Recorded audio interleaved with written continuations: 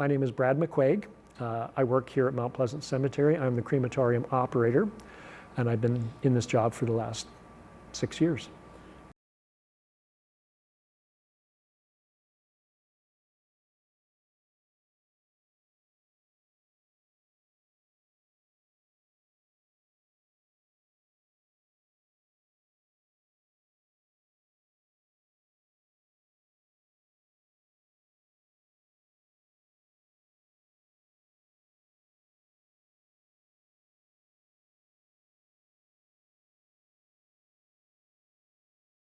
Before I worked here, in 2007, I was still employed at GM of Canada.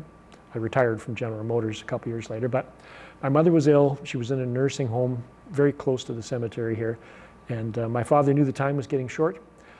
So he said, Brad, I'm going to ask you something. He said, when your mother dies, would you help me? He said, I don't want anyone else to touch her except you and me. No funeral home, nobody. And we will take her to the cemetery for cremation. I said, sure. So about 2 months later, my mom died. My phone rang at 2 in the morning. I knew exactly what it was.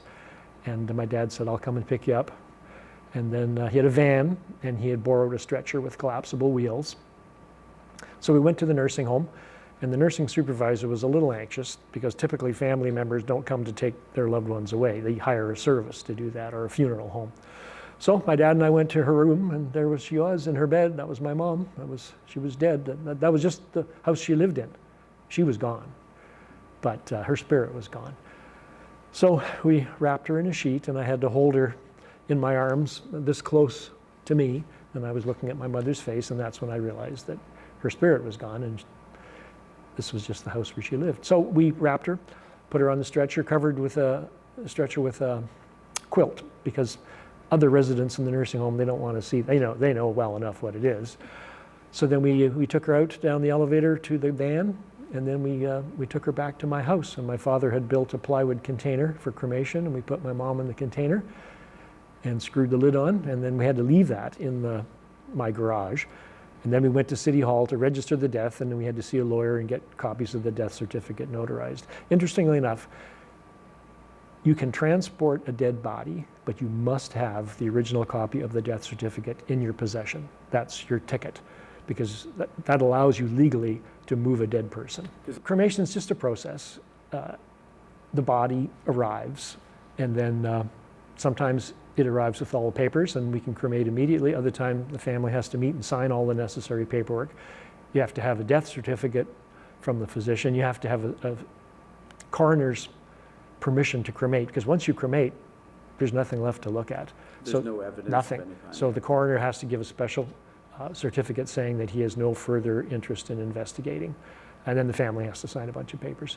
So I put the cremation in a cremation retort. You cannot just put a raw body. In Ontario, you must be in a rigid container, either wood or cardboard or a casket. You must be in something.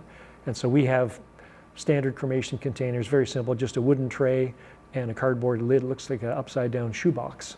So we put the person in that, but we have to check them for pacemakers first, because a pacemaker will explode, because there's a battery in the pacemaker, and that can be very dangerous to me. If the door is open and I'm looking in and the thing goes off, bang.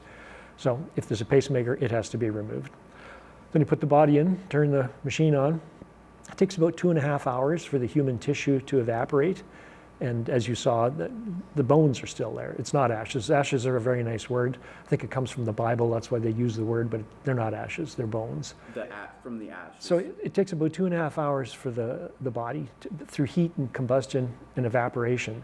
2.5 hours will usually do it, unless you're a very large person. The problem is the wood. The wood from the container. Wood doesn't burn as well as you think it does. It takes maybe another hour for the wood to burn up. And if you have a full casket, that's a lot of wood. It probably would, I would let it go overnight, and after the machine shuts off after about 4 hours, but it's still hot in there, and so the wood smolders away to nothing. And in the morning when I open it up, there's nothing but the bones remaining. As far as caskets go, you can be cremated in a simple wooden container, but some families, they want a casket. That's part of their family tradition. And you can actually rent a casket that has a liner in it. And at the end of the funeral service, they just pull the liner out, which is a wooden tray, and then the person comes to me and they're cremated in that. So, and then after that, you sweep out. There's a method to sweep all the remains out, and then I put them on a processing table, and I have to go through them with a powerful magnet because there are all kinds of screws and staples and pins and hinges and catches and clasps that hold that box together. So I have to take all the magnetic material out that I can. Then I go through it with my bare fingertips because there are other metals in there that are not magnetic, like surgical screws, surgical wire, replacement hips and replacement knees. I have boxes full of those. They're made of titanium and they're extremely valuable as a recycled metal. So we send everything off for recycling. It takes a bit of time, and then dental work like bridges, crowns, that all survives the heat. So I have to take all that out. And had a conversation with my dentist about that, and I said, this is very valuable metal. And he said, oh, I know, I make those things, I sell them. They're very costly. And then when it's totally pure, when there's no other contaminants, no metals, nothing in it, then I put it through a machine. It looks like an oversized blender. It's got a spinning blade, and it reduces the bones to powder and little tiny bits of bone that are too hard. It looks like beach sand with a little bit of gravel in it, small gravel. And then that's transferred into a plastic bag, and then we put that in an urn, and that's presented to the family, and then they can do with it what they want. They can bury the urn, they can take it home and put it in their bedroom closet or on their mantelpiece. Well, the funeral's not about you. It's about the people that are going to be there. So you have to think about that. You may want a religious service, you want a secular service. Sometimes it's just an open mic. People could come and tell stories. The wise thing to do would be to pre-arrange at a place, funeral home, ideally Mount Pleasant Cemetery. You can go in, sit down with one of our consultants and pre-arrange everything. You can pre-arrange the transfer, so when you pass away, you can be brought here, and then we look after everything. But it's all in writing. You don't have to pay for anything up front. It's just a contract that you pay at that time of need. But it's so much simpler for the family. If somebody dies, they don't say, oh, what do we do now? What do we do? Which funeral home do we call? It's all done for you.